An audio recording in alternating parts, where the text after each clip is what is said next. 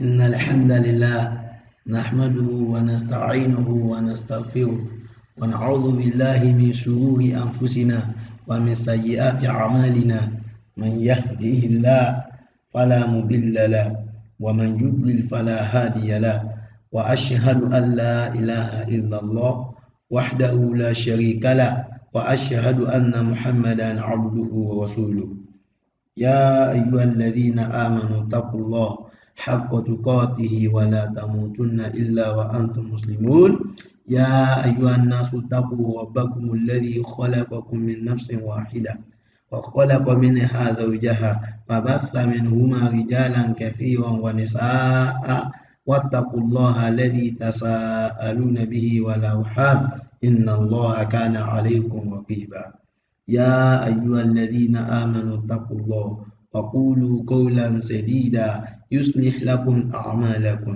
ويغفر لكم ذنوبكم ومن يطع الله ورسوله فقد فاز فوزا عظيما أما بعد فإن خير الحديث كتاب الله وخير الهدي هدي محمد صلى الله عليه وسلم وشر الأمور محدثاتها وكل محدثة بدعة وكل بدعة ضلالة وكل ضلالة في النار. Assalamualaikum warahmatullahi wabarakatuh. Akí gbogbo mùsùlùmí níbikíbi tí ẹ bá ti ń gbọ́ wa. Gẹ́gẹ́ bí ẹ̀kọ́ èdè Lárúbáwá tí à ń bá lọ. So ibi tá a dé lónìí, ibẹ̀ náà ni af'alul amri, àwọn ọ̀rọ̀ ìṣe tí a fi ń pani láṣẹ. So lọ́ndà fi'lun mahmuz tó jẹ́ ti mahmuz lam aw lamul mahmuz. So ní báyìí a lọ sí ojú pátákó láti lọ kọ àwọn iṣẹ́ náà. Náà a ní láti pa bọ́ọ̀dù ojú pátákó rẹ̀ láti kọ àwọn iṣẹ́ mìíràn.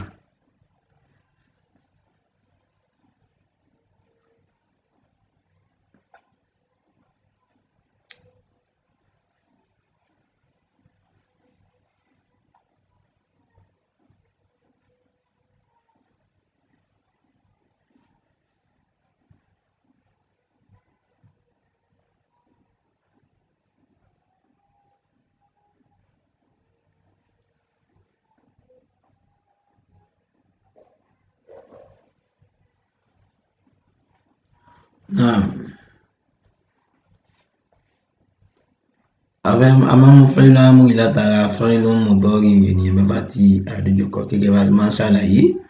So àtara ènìyàn mẹ́fà, fi'lu mudari ènìyàn mẹ́fà láti mú fi'lu amri àwọn tá a fẹ́ pa láṣẹ. So a fẹ́ mú fi'lu amri ọkùnrin kan tá a dojúkọ wá. A ó kọ́ lọ mú fi'lu mudari ọkùnrin kan tá a dojúkọ wá. Náà ní taqurru.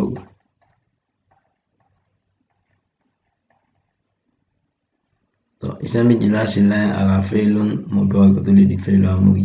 Iṣẹ́ alákọ̀ọ́kọ́ gbà, iṣẹ́ lẹ́ẹ̀kejì sunkún. So tá a bá dà á pọ̀, ní tó kù kò ṣeé pè, ó ti di fi'lu amri báyìí. Ṣùgbọ́n àwọn Lárúbáwá wọn kì í bẹ̀rẹ̀ ọ̀rọ̀ pẹ̀lú sunkún. Tó bá rí bí a lọ mú hamzatul wasli wá, tí mo dé hamzatul wasli yẹ kó gba ẹ̀wọ̀. Ṣùgbọ́n ẹ̀wọ̀ tí ainul fi'li bá gbà ni ó sọ ẹ̀wọ̀ tí a fún hamzatul wasli. Tí ainul fi'li bá gba fatiha tàbí kasra, a fún hamzatul wasli ní kasra. Tí ainul fi'li tó bá gba dhamma, a fún hamzatul wasli náà ní dhamma. Gbàtà dórí ainul fi'li a bá fatiha, ó túmọ̀ sí pé a fún hamzatul wasli ní kasra. Tá a bá dàpọ̀ yóò di iqra. Ìyẹn ló wà nínú suratul qalam tí Allah subhanahu wa ta'ala ń sọ ń bẹ̀, àyá tí ó kọ́kọ́ sọ̀kalẹ̀ fún Annabi sallallahu alayhi wa sallam. A'udhu billahi minash shaitanir rajim. Bismillahir rahmanir rahim. Iqra bismi rabbikal ladhi khalaq. Iqra náà ká. So ìyẹn Jibril ló ń pa Ànábì láṣẹ pé kí ni ó ká. Ànábì wa ń sọ fún gbà mí máa gángan ká má Ànábì qari. So wá ní kó ká. Tàbá fẹ́ ló ń bẹ̀ ó náà ní Iqra. Tí wọ́n fẹ́ pọ̀ ọmọ láṣẹ ń sìn pé má ká náà. So má kàwé rẹ̀ Iqra al-kitab, má kàwé náà, má kà. Iqra al-kitab, má kà. So Iqra kà. So èèyàn méjì ó máa jẹ́ Iqra. So bọ̀wọ́ kí n ṣe lọ báyìí torí àsìkò, torí àìpé gbogbo wa náà ni ó ti yé. Wọ́n kí n ṣe ẹni yé báyìí gba sukùn ti pé méjì. So gbogbo láti wọ́ọ̀kì síwájú, ìyẹn ni a fi ọ̀rọ̀ tayọ ká tó máa sọ gbogbo ẹ̀ ní ẹyọ kọ̀ọ̀kan.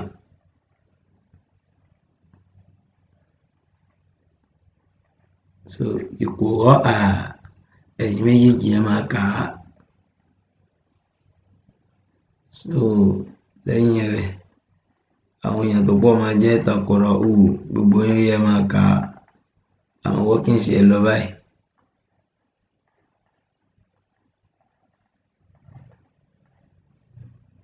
Ó ní yìí báyìí. Bàbá dàpọ̀.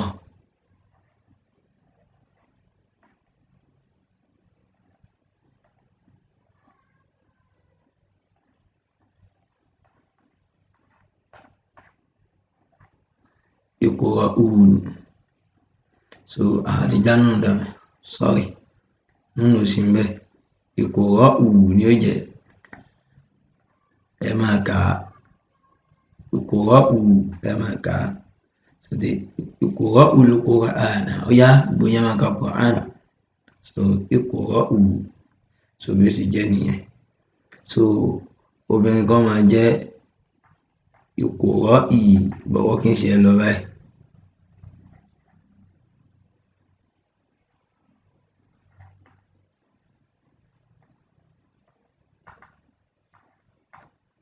So a ṣe báyìí, sukùn ti pé méjì, bàbá dàpọ̀. Nítòkù kò ṣeé pè, àwa ṣe báyìí.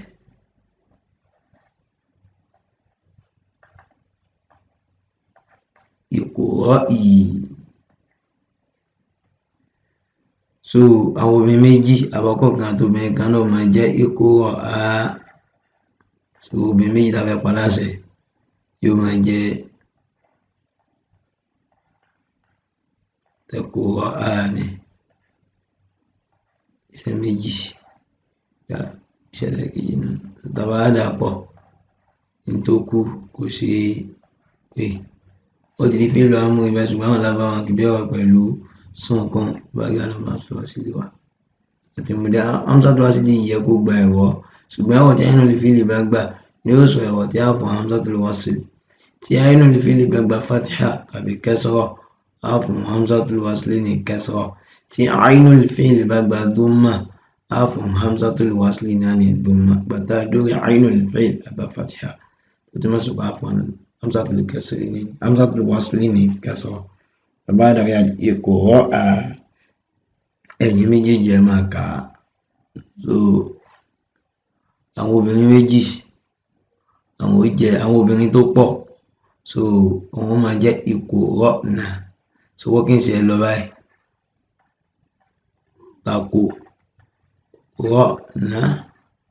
Taqra'na.